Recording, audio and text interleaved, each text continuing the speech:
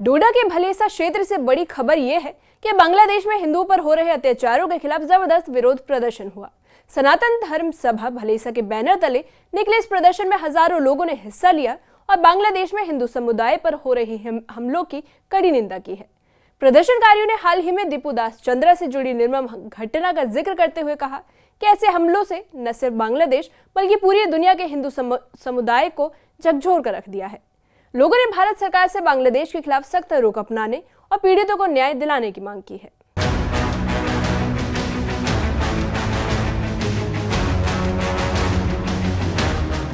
बांग्लादेश में हिंदू समुदाय पर हो रहे अत्याचारों की लपटें डोडा जिले के भलेसा तक पहुंच चुकी हैं, जिसके बाद बांग्लादेश के खिलाफ जनसैलाब उमड़ पड़ा है। सड़कों पर हुजूम साफ देखा जा सकता है। हाथों में बैनर और झंडे और गूंजते नारे, इन सब ने माहौल को पूरी तरह आंदोलित कर दिया।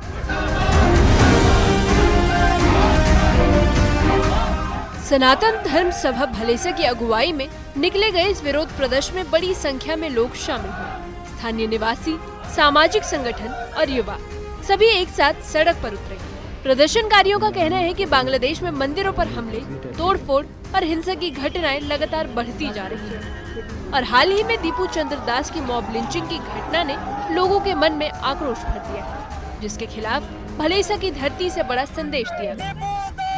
वहाँ पर रेडिकलाइजेशन जो शुरू हो गई है पाकिस्तान की वजह से, उस पाकिस्तान की वजह से जो बांग्लादेश को भी डेवलप नहीं होने देना चाहता है, वहाँ पर एक गलत किस्म का माहौल और वहाँ का तख्ता पलट करके उन्होंने जो वहाँ पर एक खेल रचाया वो बहुत दुर्भाग्यपूर्ण है। पूरे हिंदू समाज के लिए दुर्भाग्यपूर्ण है, भारत के लिए दुर्भाग्यपूर्ण है, बांग्लादेश के लिए दुर्भाग्यपूर्ण है। वो बांग्लादेश के दुर्भाग्यपूर्ण और बांग्लादेश को इससे बहुत नुकसान होगा और उसको इसके बहुत बुरा खमियाजा उठाना पड़ेगा।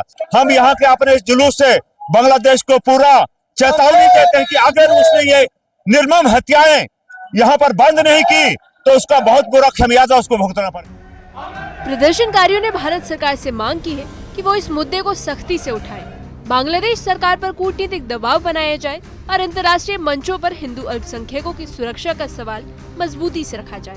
पुनः बांग्लादेश ने जो एक बड़ी कायराना हरकत की है, जिससे हमें इस प्रोटेस्ट करने के लिए जो है मजबूर किया है, क्योंकि बांग्लादेश में जो केवल 22% हिंदू थे उनको घटाकर आज 7% पर लाया गया है और वहाँ भी उनको आराम की नींद जो है सोने नहीं दे रहे हैं। दिन ब दिन जो है बांग्लादेश की जो काली करतूत वाली सरकार जो तानाशाह जो वहाँ है, वो हिंदू को दिन दहाड़े मार रहा है, जिंदा जला रहा है। ऐसी सरकार पर जो है हमें इस प्रोटेस्ट करने के लिए जो है मजबूर किया।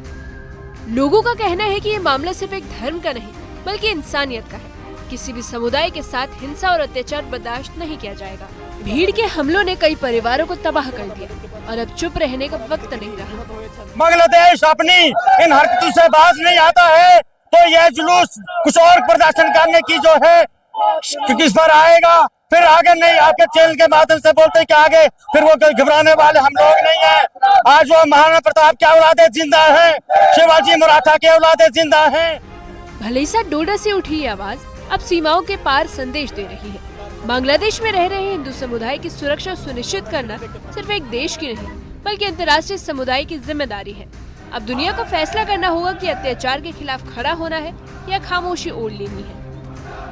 न्यूज़ 18 के लिए भलेसा से फिरदौस अहमद की रिपोर्ट। उस बांग्लादेश को जो 1971 में भारत की वजह से आजादी मिली और पूरा भारत की पूरी ताकत से उसको वहाँ आजादी दिलाने में भारत के जो मुक्ति मोर्चा बाहरी फौज थी उसने वहाँ पर काम किया और बांग्लादेश को आजादी मिली। और बांग्लादेश में इस वक्त पूरे भारत का कितनी इन्वेस्टमेंट है उसको डेवलप करने के लिए, लेकिन वहाँ पर रेडिकलाइजेशन जो शुरू हो गई है पाकिस्तान की वजह से, उस पाकिस्तान की वजह से जो बांग्लादेश को भी डेवलप नहीं होने देना चाहता है, वहाँ पर एक गलत किस्म का माहौल और वहाँ का तख्ता पलट करके उन्होंने जो वहाँ पर एक खेल रचाया वो बहुत दुर्भाग्यपूर्ण है। पूरे हिंदू समाज के लिए दुर्भाग्यपूर्ण है, भारत के लिए दुर्भाग्यपूर्ण है, बांग्लादेश के लिए दुर्भाग्यपूर्ण है। वो बांग्लादेश के दुर्भाग्यपूर्ण, और बांग्लादेश को इससे बहुत नुकसान होगा और उसको इसके बहुत बुरे खमियाजा उठाना पड़ेगा।